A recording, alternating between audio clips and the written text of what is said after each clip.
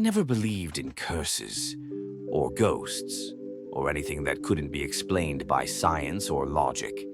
That was until the week I house sat for the Dallinger family. They were old friends of my parents, heading out of town for a funeral, and they needed someone to stay in their home for a few nights. Watch the dog, water the plants, bring in the mail. Nothing unusual.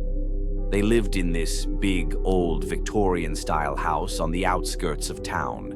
One of those houses you see in horror movies. Tall windows, steep roof, lots of dark wood and drafty corners. It creaked with every step. I thought it had charm.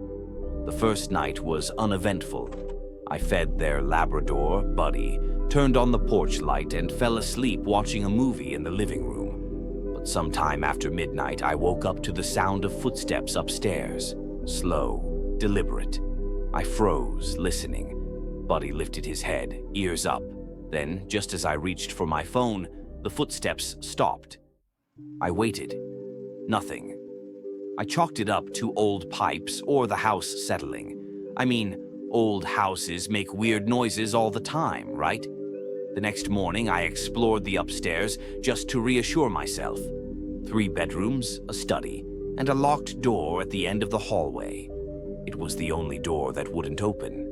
I assumed it was just a storage closet. Maybe they kept valuables in there. But still, something about it felt off. That afternoon, I found a note taped to the fridge that I hadn't noticed before. The handwriting was neat, elegant. Do not open the attic.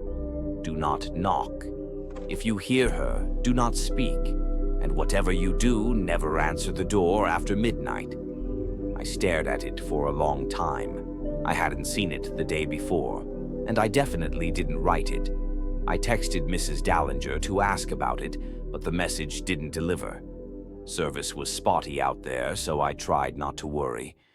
That night, I made sure all the doors were locked, windows too. I even blocked the attic door with a small table, just in case. Around 1 a.m., I was again woken up, this time by the softest sound, a knock, coming from upstairs. Buddy started growling, low and deep, the fur on his back standing up. I grabbed the flashlight and crept up the stairs. The knocking continued. 3 slow taps, then silence. 3 more, then silence again. I stood in front of the attic door, heart racing. The air felt heavier there. I shone the flashlight on the door and saw something that hadn't been there earlier. Scratches, thin vertical scratches, as if someone had been dragging their nails down the wood. I backed away and stayed downstairs for the rest of the night. The third night was the worst. Around 2:30 a.m., I heard the knocking again. But this time, it wasn't from the attic. It was coming from the front door. 3 slow knocks, then silence, then 3 more. I stood frozen in the hallway, staring toward the entryway. Buddy whimpered and hid behind the couch. The Dallinger's note echoed in my head. Never answer the door after midnight. I peeked through the peephole. There was a woman standing there, pale, still. Her hair was soaking wet and hung over her face like seaweed. She wore a long nightgown that clung to her skin as if she had just climbed out of a lake. She didn't move, didn't blink. Then, without touching the door, she whispered, "Let me in." I stumbled back. She whispered again, louder this time, "Let me in." It felt like her voice was coming from inside the house. I turned around and I swear, I saw a shadow slip past the staircase. I locked myself in the bathroom and stayed there till dawn. When morning finally came, I packed my bags. I wasn't waiting for nightfall. I left a note for the Dallingers, apologized, said something came up. As I was pulling out of the driveway, I looked up at the attic window. The glass was fogged, but there was a handprint pressed against it from the inside.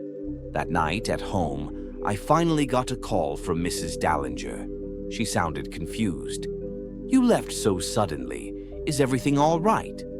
I told her what happened, about the footsteps, the knocking, the woman at the door. There was a long pause on the other end. She sighed. I'm sorry. We should have told you. We didn't think she'd appear again. Who? I asked. There was another pause. Then, quietly, she said, Our daughter.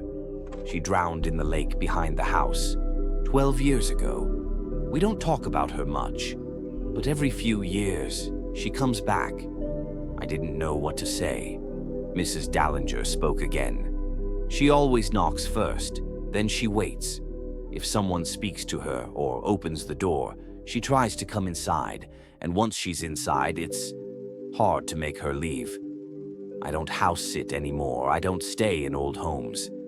And I never, ever open the door after midnight, not even when I'm sure I'm alone.